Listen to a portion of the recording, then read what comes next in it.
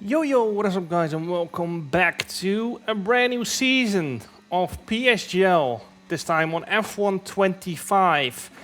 As you can see, we're heading off to Brazil for the first round. And as quite often in Brazil, it is wet. Not full wet, but I decided, you know what, let's do a lap on the full wets. And then we can still always do 2 laps on the intermediates, of course.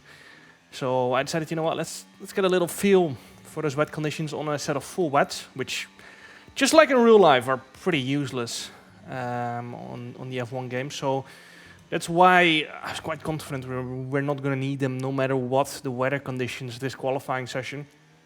So yeah, not too much of an important lap in this very first qualifying lap of the F1 25 PSGL season. Now, last season, of course, we managed to bring home the championship, which was our 7th championship in total, or 6th on PC. And we're going to try and get an 8th one. Back in the day, you know, we had like 2 seasons of PSGL on the F1 game cycle. These days, it's more looking like 1. So it's getting harder and harder to get a PSGL title these days. And yeah, partly it's down to, you know, the F1 esports calendar, which, you know, these days is starting in January and runs around to like April. So yeah, that gives PSGL not a lot of room to play with calendar. So most likely just going to be 1 season again on this game. Not sure. We're going to have to wait and see. As you can see, our second lap here on the intermediates. Across the line, we still had quite a bit of battery left. I was a bit too cautious with that. But we do go P1, and it was, I think, 6 tenths faster than Barry Burman. Of course, people kept improving upon improving as the track got dry. You can see at the end of Q1, both me and Fred in P1 too. So that was a great lap for both me. 16 seconds, right? Fucking hell. Yes. Me and Freddy on the inters. And yeah, this is just chaos. Everyone is trying to get their lap in as late as possible because the track is still drying, you know. It might look like it's completely dry. But since the last game, this is quite a bit of a thing. You know, it might look completely dry, but then it ends up not being completely dry. So this is going to be a very difficult lap. No one knows where the grip is.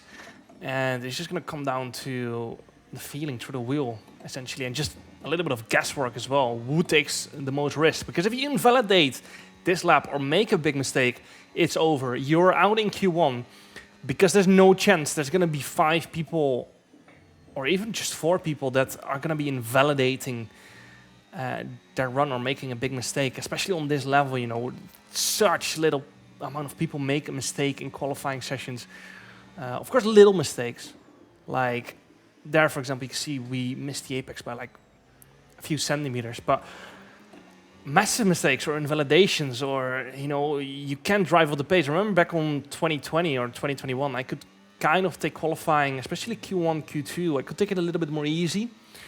But these days, I just have to be on the limit. Non-stop, every corner, I have to be on it. Because the margins are way too small. This lap, though, has been pretty clean. Few little mistakes here and there, but that happens if you're pushing to the limit. And we're going to come across the line, and it is P3. Very solid lap from us. No major mistakes there. Thomas Ronhard P1, Otis Lawrence P2, Jake Benham P4. Unfortunately, Freddy out in Q1. Just got caught up in traffic there, unfortunately. And yeah, that's what happens with these quali sessions. You know, something happens. In the outlaps, everyone is really aggressive, so you have to be careful of that as well.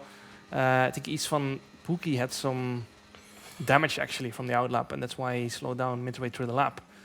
So yeah. First running Q2, this is used tires. This is the tires we've used at the end of Q1. And that puts us P7. Not great, actually. So we had to go out again, of course. On goes another new set of tires. And let's see what we can do here. We're 4.7 tenths up on our used tire run. That's quite a lot, actually, for around Brazil. But yeah, we're still only P9. And by the time we start our final lap, we're down in P10. So the pressure is on for this lap. We have to improve. Otherwise, we are out in Q2. in our very first PSGL race, and that's not what you want, especially not on this game where qualifying is so crucial. Into turn number 4 we go. That was tidy, very much on the limit on the exit with the track limits as well. No major moments, and we're 110 up. Again, that's a lot of time around Brazil. Into the middle section we go. You can see a lot of understeer there. Mid-corner, somehow we do not lose a lot of time. Only 200-300s lost as we head into another tight right-hander. Again, just struggling to get the front end to turn in. Into the final corner we're going to go. The pressure's on. We cannot make any mistake or we're going to be out in Q2 here. Through the final corner we go. 100 gain, and that might just be it. That might just be it, and that might just give us the edge to make it into Q3. We're about to find out. We're going to cross the line, short line to start finish. It is a 106.272, and now we wait for everyone to finish their laps. And as you can hear me say there, a lot of understeering. We actually stayed in P7, 300 margin to P10. Yeah, P1 to P whatever, P11, P12, I think within 1.5 tenths. Absolutely ridiculous. Yeah, just struggling with balance a little bit. Had the same again in our first Q3 lap.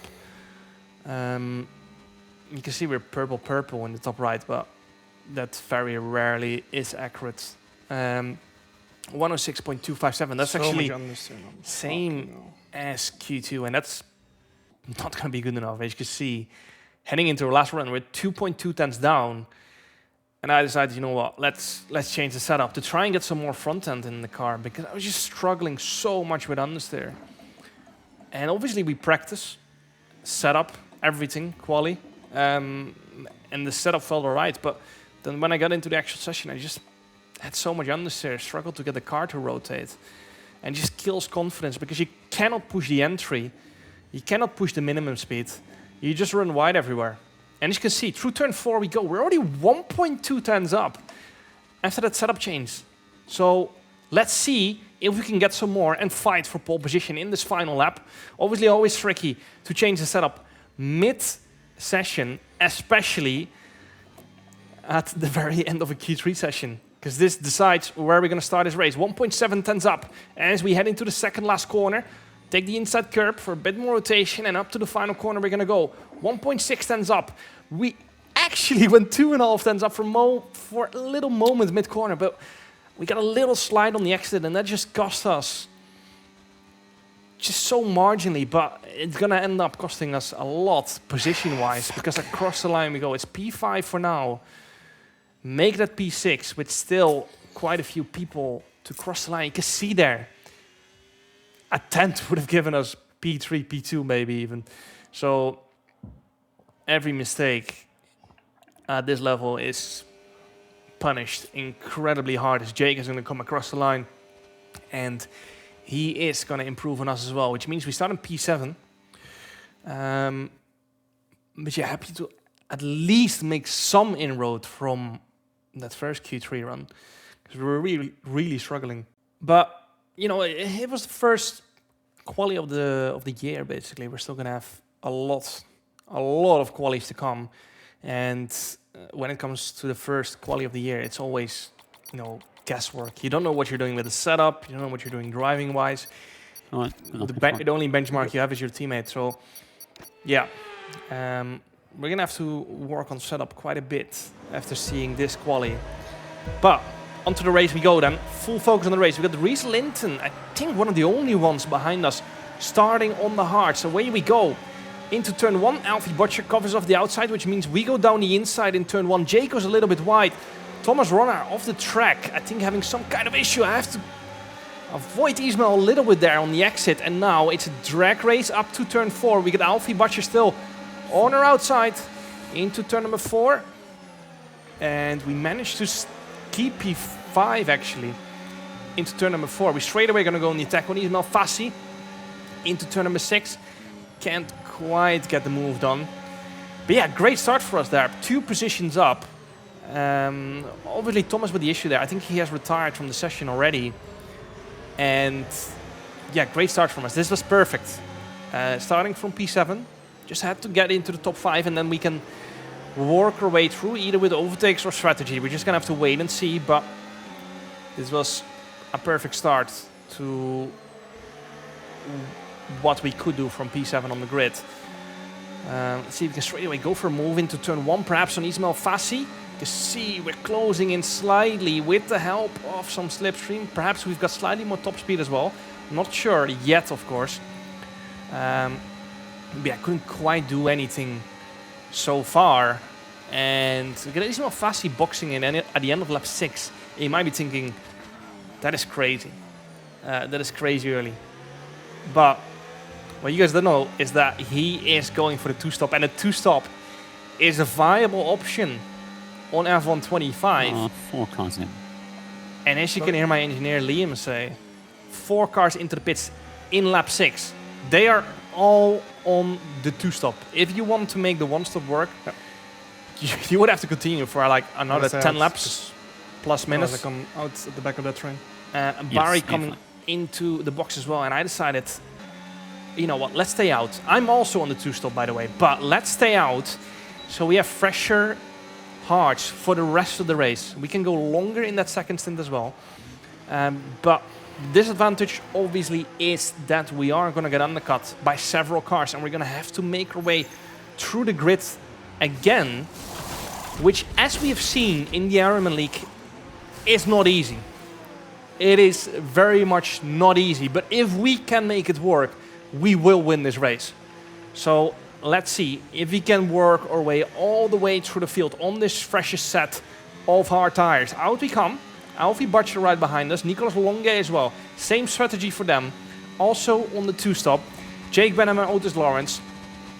The cars that were ahead of us, perhaps on a 1-stop, perhaps also on a 2-stop. We're going to have to wait and see. Both are good strategies. It's just going to come down to how this race plays out. Lap 14, as you can see, we have caught up to this train incredibly fast.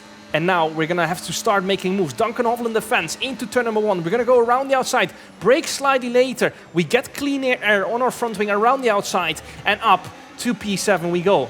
Otis Lawrence, as you can see, still out on track on his first set of tires. You can see him head up the hill into the right-hander in the bottom left on the track map at the moment.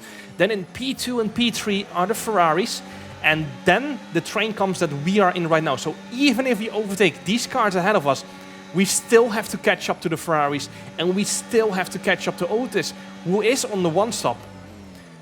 Now, theoretically, 1-stop should be slower, but the issue everyone is facing on the 2-stop is traffic. So let's see what we can do in the next few laps in this traffic. We're now behind Ruben Pedreño, and as you can see, we're basically sitting on 100% battery. So straight away out of the final corner, you can see our front end just grips up better on these fresher tires. We can go for another move up to P6. This is, you know, fighting for position. They have gone for the undercut, and if they manage to keep us behind, then it's going to be a very tough race for us from here on. Up to P6 we go. Now we're behind Ulla Zildrim. Not sure when he boxed actually. Might have been lap 6 as well. And we're straight away going to go on the battery again to try and go for a move into turn 4 perhaps, but I decided not to because we used quite a bit of battery to get past Ruben Pedreño. So once again, we're just going to sit back, recharge, and save our tires at least a little bit so we can fight towards the Ferraris as they are our aim. But you can see the Ferraris are only around 5-6 seconds behind Otis at this point. So that pit stop distance is nearly gone already. Now the advantage Otis obviously has is that he has no traffic and he is going to have to box soon. And in that period, between the 1-stop and the 2-stop, he's going to be gaining time back again. So as you can see, he pulls into the box at the end of lap 16 for the next 5, 6, 7, 8, 10 laps, whatever, he is going to be out on track. He's going to be gaining time to the 2-stoppers actually. Even though he's going to have to slow down a little bit to save some tires, it is still advantageous for him. So sure, we were only 5-6 seconds behind, but we're going to have to get on with it if we want to catch up. You can see easy pass on Lucas Blakely straight away up to a net P4 we go. 3 seconds behind the Ferraris, and that's quite a big distance to catch back up.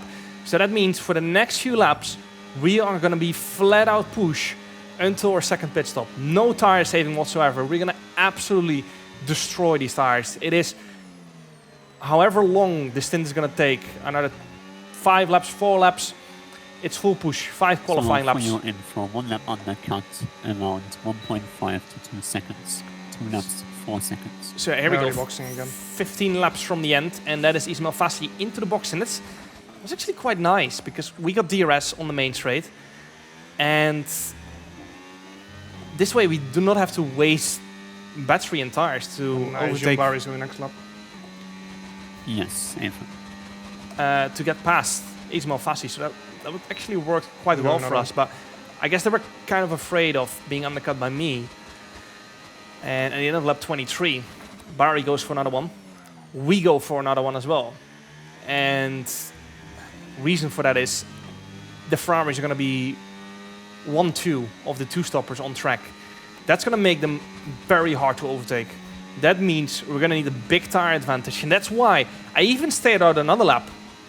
Lap 25, end of lap 25. It's going to be 11 laps to the end from here. You might be thinking, sure, you can go for mediums, right? But hards are OP on this game, on almost every track. So that's why we're going with the hards again. They're just the better race tire. And that's why we're going to go onto them again. Only 11 lap stint. But the tire wear is high around here. So it's 11 qualifying laps to the end to catch up to Otis, to catch up to Lucas Blakely, to catch up to Barry Bormond, and to catch up to Ismail Fassi. Out we come, side by side with Alfie Butcher, actually. Remember, he was around, I think, 2-3 seconds behind us, but he boxed 1 or 2 laps earlier. So that's why they are right behind us now. But we're going to carry that tire advantage, of course, and that's going to make it quite tough for them to really do anything in this race. Start of lap 32. 5 laps to the end, and we're still only in P5. Perhaps we've left it a little bit too late, but coming out of turn 2, we get a good exit early on the overtake, and now we're going to go for the move on P4 on Lucas Blakely, who boxed, I think, the same lap as Ismail Fassi. So we got a 4-lap tire advantage over him, which is quite a lot. And now we are straight away into the DRS of Ismail Fassi. We do have to recharge our battery a little bit, though, before we can really go for a move again.